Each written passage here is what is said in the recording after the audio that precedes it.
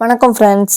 ஜனவரி 29ஆம் நாள் பயிற்சியாக இயற்கை பழ சப்ஜா சியா குழு ட்ரிங்க்.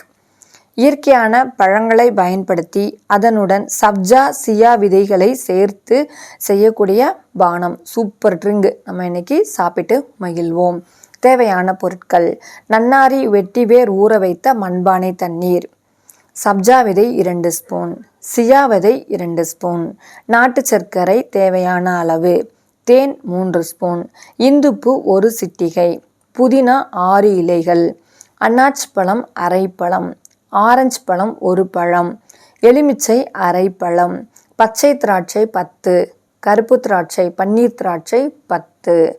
செய்முறை: நன்னாரி வெட்டிவேர் ஊற வைத்த மண்பானை தண்ணி 2 டம்ளர் எடுத்து வச்சுக்குவோம்.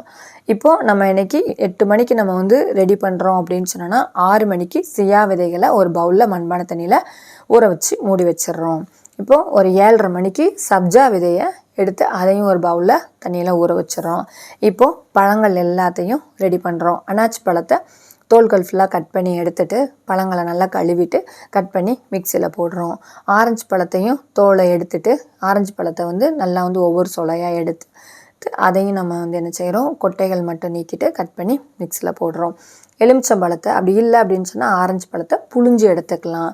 அது மாதிரி எலுமிச்சம்பழத்தை அரை பழத்தை அப்படியே கட் பண்ணி தோல் சீடோடு அப்படியே கட் பண்ணி மிக்சியில் போட்டுட்டு பச்சை திராட்சையும் கருப்பு திராட்சையும் எப்படி கழுவணும் அப்படின்னு சொன்னோன்னா ஒரு பவுலில் கல்லுப்பு கொஞ்சம் போட்டு ஒரே ஒரு சிட்டிகை மஞ்சத்தூள் போட்டு தேவைப்பட்டுச்சுன்னா ஒரு 2 ட்ராப் எலுமிச்சம்பழ சாறு கலந்து கொஞ்சம் தண்ணி ஊற்றி நல்லா அந்த பழங்களை அதில் போட்டு ஒரு 10 நிமிஷம் ஊற வச்சிடணும். ஊற வச்சுட்டு அதுக்கப்புறமா 3-4 தண்ணியில் அந்த திராட்சை பழத்தை கழுவிடும். அப்போ தான் அதனுடைய பூச்சிக்கொல்லி மருந்து அடிச்சிருக்கிறது எல்லாமே கம்ப்ளீட்டாக வெளியில் போகிறதுக்கு ஒரு 4-5 சட்டம் நல்லா கழுவிட்டு அதுக்கப்புறமா இதையும் மிக்சியில் போட்டுறோம். சீடு இருக்கணும் திராட்சையில். இதையும் நம்ம என்ன செய்கிறோம், மிக்சியில் போடுறோம். மிக்சியில் போட்டுட்டு நம்ம அரைக்கிறோம். தேவைப்பட்டால் மண்பானை தண்ணி கொஞ்சம் இதில் ஆட் பண்ணி அரைச்சிடும். அரைச்சிட்டு இதை அப்படியே ஃபில்ட்ரு பண்ணி எடுத்து ஒரு பவுலில் எடுத்தாச்சு. பவுலில் எடுத்ததுக்கப்புறமா இது கூட அந்த சப்ஜா விதை சியா விதை ஊற வச்சது எல்லாத்தையும் ஒன்றா மிக்ஸ் பண்ணிடுறோம். மிக்ஸ் பண்ணிவிட்டு தேன் 3 ஸ்பூன் விடுறோம். ஒரே ஒரு சிட்டிகை இந்துப்பு போடுறோம்.